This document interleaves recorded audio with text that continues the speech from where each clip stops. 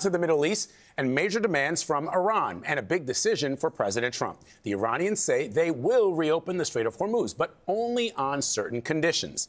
Imtiaz Tyab is following this. Imtiaz, good morning. So let me understand this. Last week, the president said a deal was close. What happened?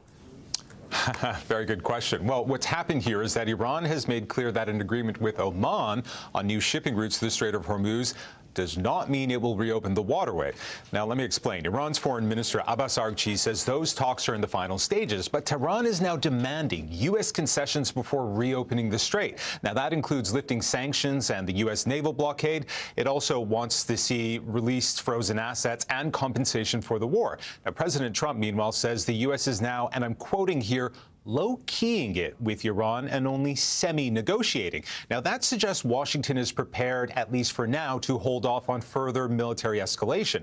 But the pressure isn't easing. Iran-backed Houthis have launched fresh attacks in Yemen, killing 7 people in the city of Mocha, while also claiming an attack on a Saudi oil refinery. So even if Iran and Oman reach an agreement, that may be the easy part. The real question is whether President Trump is prepared to make concessions to get Hormuz reopened, or wait Iran out as the economic and military costs continue to pile up. Vlad. All right, Imtiaz, there's another challenge, though, for the administration in the region. As you know, Israeli Prime Minister Benjamin Netanyahu is now rejecting President Trump's 15-point Gaza plan. So where does that leave the talks?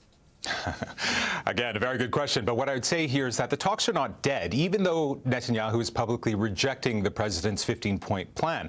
Israel is already implementing parts of it. I think the main disagreement is over who moves first. Netanyahu says Hamas must disarm before Israel withdraws further.